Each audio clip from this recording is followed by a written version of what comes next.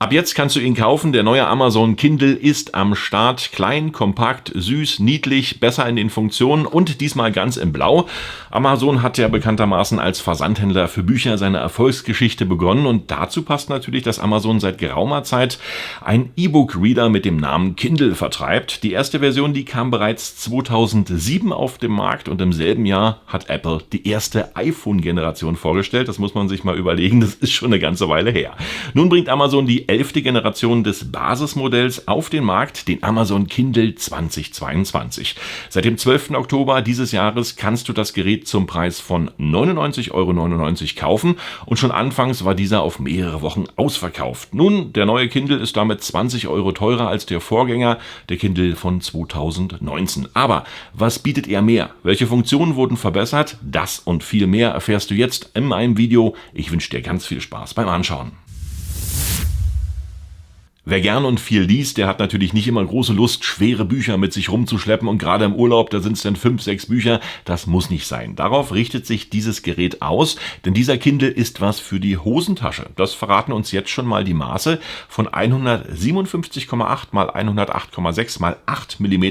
Aber was steckt denn drin? Als erstes wollen wir uns mal den Lieferumfang anschauen und hier ist das Unboxing. Auf der Verpackung sehen wir schon die erste Neuheit. Hier steht unten geschrieben 16 GB, aber dazu später mehr. Blaue Verpackung, relativ schlicht gehalten, vorn der Kindle und hinten dann die technischen Daten.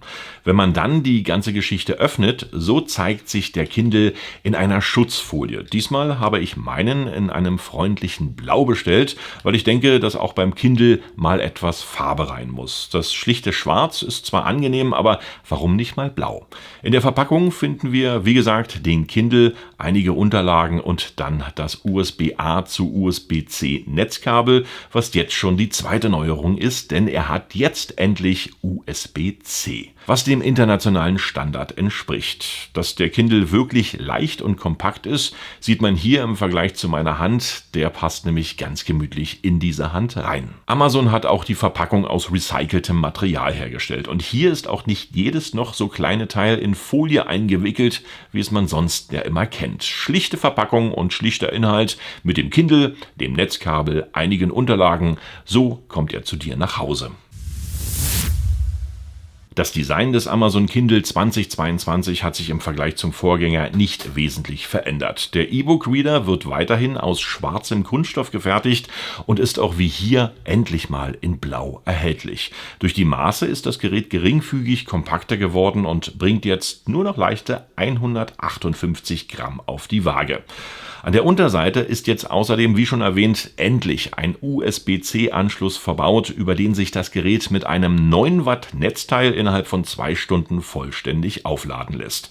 Eine Akkuladung soll laut Amazon bei 30 Minuten täglicher Lesezeit für bis zu 6 Wochen Laufzeit reichen. Bei der vorhergehenden Generation waren es bei gleicher Nutzung nur 4 Wochen. Dafür haben insbesondere auch der Akku, der Bildschirm und der Speicher ein gutes Update erhalten. Auch das matte 6 Zoll, ca. 15 cm große E-Link-Display auf der Vorderseite wurde überarbeitet. Die höhere Auflösung resultiert jetzt in einer Pixeldichte von 300 Pixel pro Zeile, deutliches Upgrade zu den 167 ppi des Vorgängers. Inhalte wirken auf dem Display also schärfer, die Darstellung somit hochwertiger. Die zuschaltbare Hintergrundbeleuchtung ist natürlich auch weiterhin verbaut.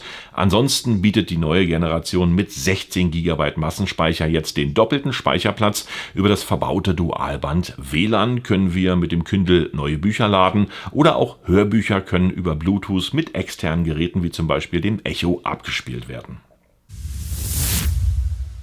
Die Einrichtung ist auch total einfach. Das Gerät unten einschalten, dann fährt sich der Kindle langsam hoch und es erscheint das Begrüßungsmenü, mit dem du aufgefordert wirst, deinen Kindle einzurichten.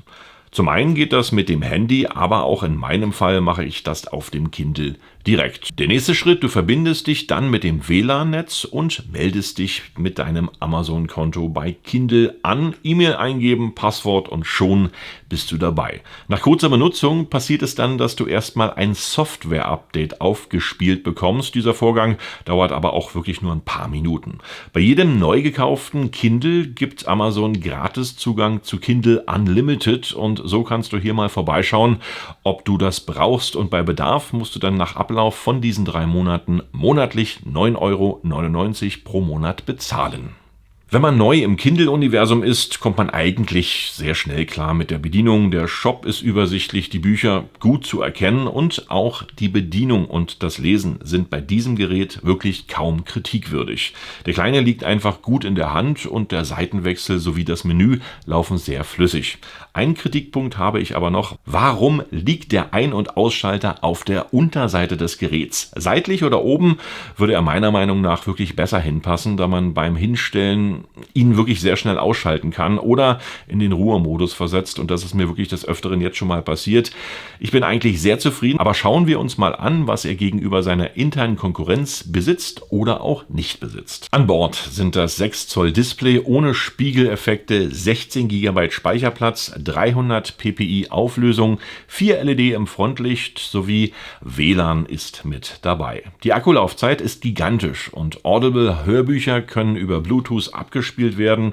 Die gängigsten Formate wie PDF, HTML, Doc, DocX, JPEG, GIF und PNG werden hier natürlich auch unterstützt. Nicht dabei ist die verstellbare Farbtemperatur, die Lichtsensoren mit automatischer Anpassung, kabellos laden und die Tasten für die Seitenausrichtung. Mein Fazit vom Amazon Kindle 2022. Als erstes: Ich bin mit der Farbe äußerst zufrieden. Mal ein bisschen bunt, mal ein bisschen blau, nicht immer das triste Schwarz. Ich habe hier zum Vergleich nochmal den Kindle 2022 Paperwhite. Das ist die teurere Version. Wenn ihr Lust habt, ich mache noch einen Film über beide, in dem ich beide vergleiche. Abonniert den Kanal, gebt diesem Video gerne ein Like und bleibt natürlich dran, wenn ich diesen Film hier fertig habe. Aber erstmal eins nach dem anderen. Hier ist der kleine Kindle und der hat mich wirklich sehr überrascht. Der hohe Speicherplatz, 16 GB, wunderbar. Du kannst hier alles raufladen. Die kompakte Bauweise. Ich umschließe den meistens so beim Lesen mit der Hand und da kann ich wirklich stundenlang lesen. Das ist ideal. Ich brauche den nicht so wie hier immer anfassen auf dieser Seite, denn mit kleineren Händen kriegst du den hier nicht mehr sozusagen gehandelt. Das funktioniert nicht mehr, aber den kannst du wirklich immer umfassen und das bietet dir natürlich auch sicheren Halt. Was lässt sich noch sagen? Die Lesemodi sind natürlich super. Dunkelmodus oder Hellmodus. Dank des 300 ppi Monitors hier, ideal. Normalerweise brauche ich für ein Buch eine Lesebrille. Bei diesem Gerät brauche ich sie nicht mehr und das ist auch mein Hauptkaufargument für diesen Kindle. Ich habe einfach keine Lust mehr, Bücher zu lesen bzw. da eine Lesebrille aufzusetzen, die kleinen Buchstaben. Das passiert mir alles bei diesem Gerät nicht mehr. Ich habe einen kompakten, super Lesestoff dabei, kann den mit in Urlaub nehmen und gleichzeitig natürlich noch USB-C mit dabei. Eine schöne Auflösung. Mir gefällt's. Bei den größeren Buchstaben muss man dann zwar öfter umblättern, das ist aber auch nicht so schlimm, bewegt sich wenigstens mal der Finger beim Lesen. Also gut gemacht, danke Amazon, schöner Job hier mit dem Amazon Kindle 2022. Ich bin wirklich zufrieden mit dem Gerät und damit war's das mit diesem Video. Ich sage tschüss, bye bye und winke winke, danke fürs Anschauen, sehr gern bis zum nächsten Video.